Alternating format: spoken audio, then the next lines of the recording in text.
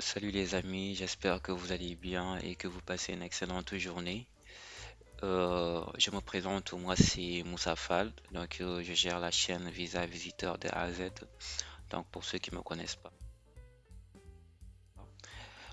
Aujourd'hui je voulais faire avec vous une petite vidéo concernant l'entrée express. Donc c'est quoi l'entrée express? Je vais vous expliquer donc les procédures à suivre. Donc pour avoir votre visa donc facilement pour immigrer au Canada donc à travers l'entrée express. Donc je veux donc vous détailler les trucs, vous expliquer donc la procédure de A à Z, comment faire pour que vous puissiez mieux comprendre donc la procédure. Donc c'est simple donc et c'est facile donc il y a rien de compliqué sur ça. Du coup sans plus tarder donc je vais vous montrer donc vous allez juste accéder donc sur moi ce que je vous dis donc je vous montre les preuves pour que vous puissiez vous-même donc dire et voir donc la procédure. Donc c'est très facile. Donc vous allez aller sur le site du Canada.ca et vous allez sur menu et vous cliquez sur émigrer. Une fois que c'est bon, vous venez sur entrée express. Donc comment ça fonctionne? Donc et par la suite, on est sur la page. Donc c'est quoi entrée express? Donc c'est un système que le gouvernement du Canada, donc c'est un système en ligne que le gouvernement du Canada a mis en place donc pour tous les demandes donc d'immigration donc au Canada donc pour les travailleurs qualifiés. Donc si vous avez un travail donc si vous êtes un travailleur qualifié, que vous soyez au Canada ou bien que vous soyez donc à l'étranger.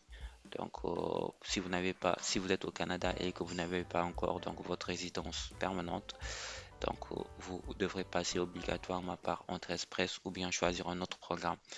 Donc, Entrée Express donc fait partie donc parmi les programmes donc que le gouvernement du Canada propose. Donc, pour avoir votre résidence permanente. Donc, il y a l'entrée express. Donc, c'est quoi exactement? Donc, l'entrée express, donc il faut d'abord que vous soyez un travailleur qualifié. Donc, si vous êtes hors du Canada ou bien si vous êtes au Canada, vous devrez avoir un travail. Donc, si vous êtes au Canada, donc vous devrez avoir au minimum 3 années d'expérience. Donc, pour 3 années d'expérience pour entamer le programme donc d'immigration. Donc, pour entrer express, pour avoir votre résidence permanente. Donc, il vous faut, donc, si vous êtes au Canada, je précise bien, si vous êtes au Canada et que vous avez de l'expérience de travail au Canada de 3 ans, donc vous devrez donc passer par Entrée Express pour avoir votre résidence permanente. Donc, ça, c'est la catégorie de l'expérience canadienne. Donc, donc, ça fait partie, donc, parce qu'il y a 3 programmes. Il y a le programme, donc, catégorie de l'expérience canadienne. Il y a le programme des travailleurs qualifiés, il y a le programme des travailleurs de métiers spécialisés. Donc ça, ce sont les 3 programmes donc de entrée express. Donc nous, ce qui nous concerne aujourd'hui, donc pour les autres, je ne veux pas vraiment rentrer dans les détails. Nous, ce qui nous concerne aujourd'hui, c'est le programme des travailleurs, comme celle-ci, programme des travailleurs qualifiés fédéral. Donc ça concerne les gens qui sont à l'étranger et qui souhaitent émigrer au Canada. Donc, il y a aussi donc le programme des travailleurs métiers spécialisés. Si vous avez un métier spécialisé, que vous soyez au Canada, ou bien si vous êtes aussi, à l'étranger et que vous avez un métier spécialisé, comme si vous êtes informaticien, ou bien si vous êtes aussi médecin, ou bien si de toute façon, il faut que vous puissiez avoir un métier spécialisé. Donc, pour ce programme. Donc, ça concerne donc c'est les 3 programmes donc de l'entrée express. Du coup, nous, comme je viens de vous dire, donc nous, ce qui nous intéresse aujourd'hui, donc c'est le programme des travailleurs qualifiés fédéral. Donc pour ceux qui sont à l'étranger et qui souhaitent immigrer vraiment au Canada. Donc ce qu'on va faire maintenant, on va juste voir les détails. Donc pour ce programme, déjà, donc il y a les exigences minimum qu'on vous demande. Minimum, vous devrez donc avoir ces exigences pour postuler, donc pour prétendre postuler donc au programme des travailleurs qualifiés fédéral. Donc quelles sont donc les exigences minimum? Donc on va revenir sur ça. Donc il vous faut normalement une expérience de travail qualifiée.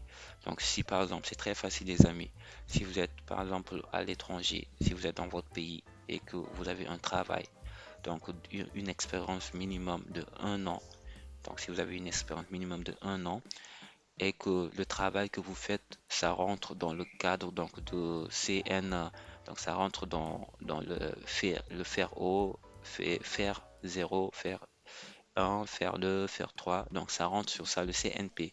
Donc si votre CNP vraiment, ça signifie que si par exemple vous êtes, je vous donne juste un exemple, si vous êtes par exemple à l'étranger et que vous êtes par exemple informaticien, donc vous allez juste vérifier, venir ici, donc vous allez voir donc votre CNP.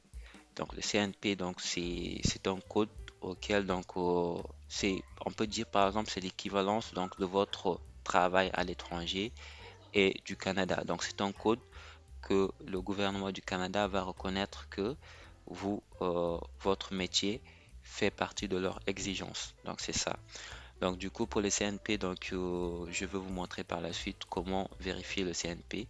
Donc pour cela, donc on vous demande une année d'expérience pour les exigences minimales. Donc pour postuler, donc pour prétendre postuler au programme de travail qualifié fédéral. Donc il vous faut donc les compétences linguistiques. Donc soit vous avez les compétences linguistiques, donc ça signifie que vous devrez soit parler donc au français ou anglais. Donc pour cela, vous devrez donc passer vous devrez avoir donc vous devrez passer les tests de langue. Donc les tests de langue en écrite, la lecture, compréhension de l'oral et l'expression donc orale. Donc minimum, donc on vous demande de passer par vous devrez normalement avoir donc un test de langue. Donc les tests de langue, normalement, comme on vous dit, donc les tests de langue, si c'est en français, donc normalement en français pour les tests de langue, donc c'est le TEF ou bien le TCF. Donc ça, ce sont les tests de langue. Donc je vais vous montrer juste les tests de langue. Donc si par exemple, si en français, vous avez les deux tests, donc le TEF et le TCF. Donc le test de langue, test de connaissance du français, test d'évaluation de français. Donc vous devrez normalement passer par ces deux tests pour prétendre aussi postuler à ce programme si vous êtes francophone. Maintenant, si vous êtes anglophone, donc il y a le CELPIP, donc Canadian English Language Proficiency Index Programme. Donc il y a aussi donc le IELTS, International English Language Testing System. Donc ça, ce sont les deux tests pour les anglais. Si vous êtes anglophone, vous devrez passer donc les deux tests. Donc si vous êtes francophone, vous devrez passer les deux tests aussi. Donc vous devrez choisir un test, soit le TEF ou bien soit le TCF. Si vous êtes francophone, vous choisissez un seul test. Si vous êtes anglophone, vous choisissez entre les deux un seul test. Donc c'est ça. Donc vous ne devrez pas faire les deux tests en même temps. Vous ne devrez pas faire l'anglais et le français en même temps. Si aussi vous les avez, si vous êtes francophone et anglophone, c'est aussi un plus pour vous. Donc c'est ça. Mais si vous êtes francophone seulement, limitez-vous à au test francophone. Mais si vous parlez les deux langues, pourquoi pas? Donc pour augmenter vos chances, parce que on vous demande des points. Donc du coup, pour maximiser votre point, donc vous devrez donc fournir donc un test de langue. Donc si vous avez un test de langue et aussi donc l'équivalence de vos diplômes. Donc concernant les études, vous devrez normalement pour les études, vous devrez passer vous devez faire l'équivalence de vos diplômes. L'équivalence de vos diplômes, donc ça signifie donc l'équivalence des diplômes d'études, le EDE ou bien le WES. Donc le WES, donc vous allez juste taper sur internet, c'est quoi WES? Donc ce sont les deux. euh, donc le WES, comme vous le voyez, World Education Service. Donc ça, ce sont les deux. Si vous souhaitez faire l'équivalence de vos diplômes, donc l'équivalent de votre diplôme si vous êtes à l'étranger et que vous souhaitez immigrer au Canada, donc vous devrez passer donc l'équivalence des diplômes. L'équivalence de diplôme, vous passez par le EDE ou bien le OS. Donc ça, ils sont les trois critères minimum. Donc ils sont les exigences minimum que vous devrez fournir pour prétendre maintenant passer postuler à ce programme. Donc je vais vous faire un résumé pour que vous puissiez mieux comprendre. Pour partir au Canada et avoir une résidence permanente grâce à l'entrée express, vous devrez normalement être un travailleur qualifié dans votre pays. D'accord? Donc ça, c'est l'exigence, la première exigence. Vous devrez être un travailleur qualifié. vous êtes en train de travailler et que vous avez une expérience de travail, une expérience de 1 an minimum. Donc, si vous avez une expérience de 1 an minimum, vous pouvez prétendre à postuler à ce programme et que vous avez déjà passé votre test de langue, donc en anglais comme en français. Si vous êtes anglophone, vous passez le test de l'anglais. Si vous êtes francophone, vous passez un test de français. Donc, si vous êtes anglophone, si vous êtes bilingue, vous passez les deux tests. C'est un plus pour vous. Et vous devrez aussi passer, donc, si vous avez vos diplômes, vous devrez donc aussi faire l'équivalence de vos diplômes. Donc, l'équivalence de vos diplômes, donc soit sur le EDE ou bien le WES. Donc, ça, c'est les trois exigences minimum que vous devrez faire, donc que vous devrez donc avoir pour prétendre maintenant postuler au programme donc entrée express. Et aussi donc il y a les critères de sélection sont quoi exactement? Donc parce qu'il y a les critères de sélection. Les critères de sélection donc c'est l'âge, donc l'âge, les études, vos expériences de travail aussi, comme ce que je viens de vous dire. Donc les études, l'expérience de travail c'est très important et le fait que vous ayez ou non une offre emploi valide. Donc, si par exemple vous avez une offre d'emploi aussi valide, donc c'est aussi euh, ça rentre aussi dans les critères de sélection. Et donc, vos compétences linguistiques, comme je viens de vous dire, le test de langue en français ou en anglais, donc vous devrez normalement avoir donc répondre aux exigences minimales pour être, donc ça fait partie des critères de sélection. Donc il y a aussi le point, donc on vous dit donc votre faculté d'adaptation, à quel point vous pourriez bien vous établir ici.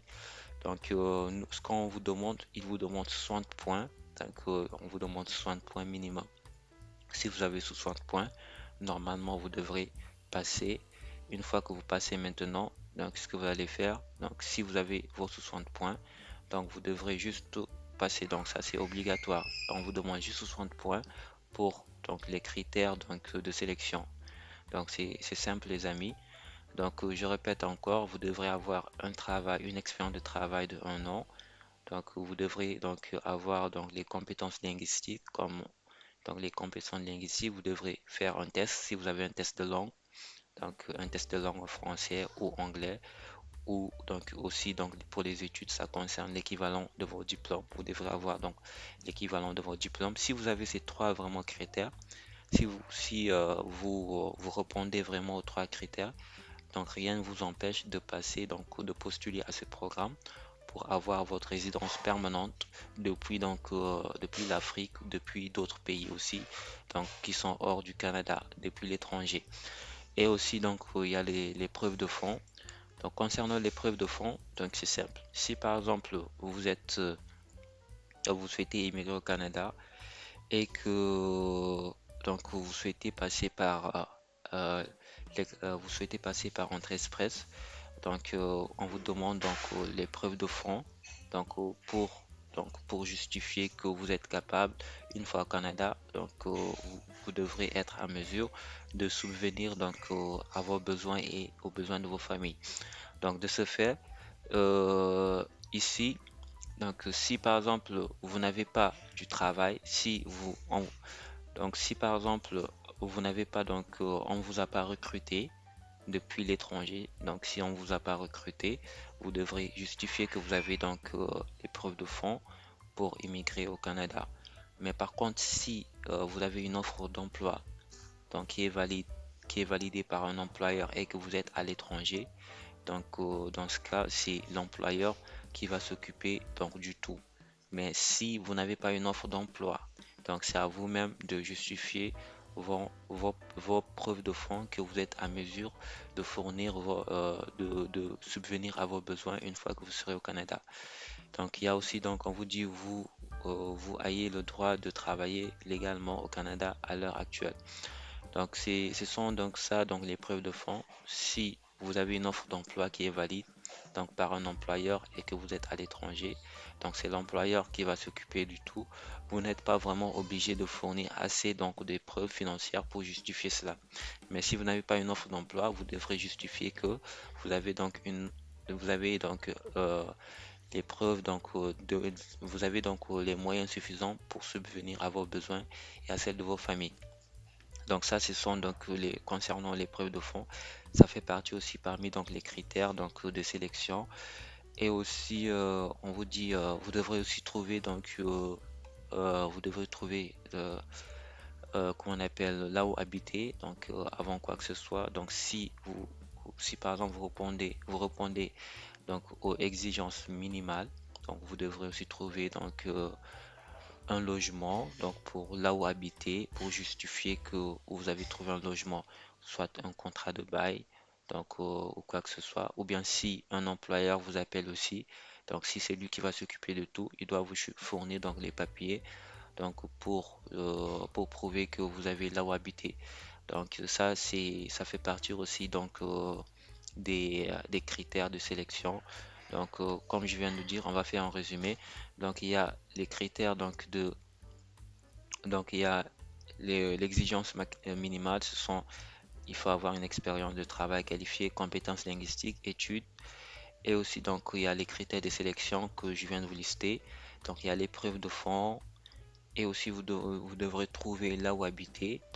Concernant comment trouver un logement, j'ai fait une vidéo sur ça aussi. Vous devrez juste vérifier les vidéos que vous devrez juste vérifier. Donc, je vais mettre le lien en dessous pour je vais mettre le lien en dessous pour voir pour que vous puissiez voir si vous n'avez pas encore regardé cette vidéo. Donc, vérifiez vous pouvez lire plutôt vous vérifiez vous trouvez le lien et vous regardez la vidéo pour comment trouver un logement au Canada. J'ai déjà fait une vidéo sur ça.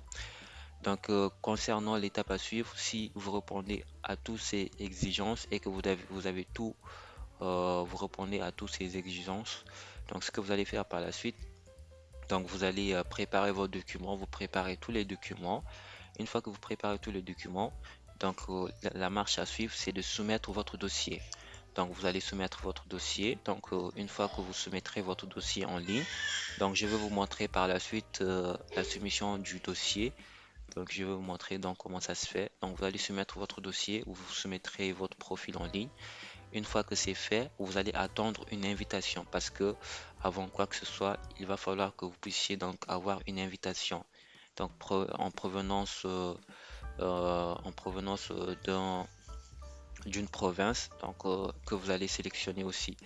Si par exemple, parce qu'il y a plusieurs provinces auxquelles vous pouvez immigrer. Comme on a dit souvent, vous pouvez immigrer au Nouvelle-Brunswick, New Brunswick. Donc, on a fait aussi les vidéos sur ça, l'île Edward et d'autres provinces aussi, qui sont disponibles pour le Canada. Donc, vous devrez avoir une invitation avant tout. Donc, si vous avez votre invitation maintenant, une fois que vous avez votre invitation, la procédure à suivre, ce que vous allez faire, c'est maintenant de soumettre votre demande de résidence permanente. Pour que vous puissiez avoir votre visa et immigrer maintenant au Canada. Ça, ce sont les étapes. Ce que je tente de vous expliquer, ce sont les étapes à suivre pour obtenir la résidence permanente en passant par entrée express. Ça, ce sont les étapes à suivre et les étapes sont vraiment faciles. Comme je viens de vous dire, vous devrez d'abord avoir une expérience de travail et avoir vous devrez faire un test de langue et l'équivalent de vos diplômes. C'est pas compliqué. Si vous répondez à ces exigences, rien ne vous empêche de postuler, de soumettre votre dossier pour l'entrée express, d'attendre l'invitation. Une fois que vous avez une invitation euh, dans l'une de ces provinces, ou bien si vous avez choisi une province, si vous avez une invitation de ce fait, vous allez commencer maintenant la procédure de la résidence permanente. Vous allez aller sur le site et par la suite, une fois que vous êtes sur le site, ce que vous allez faire, vous allez demander votre résidence permanente. C'est simple les amis, il n'y a rien de compliqué. Ça, ce sont les étapes à suivre pour obtenir la résidence permanente. Ça, c'était les étapes. Maintenant, dans la prochaine vidéo, je vais vous montrer comment postuler pour maintenant, comment postuler pour avoir une invitation et par la suite, comment faire la demande de la résidence permanente.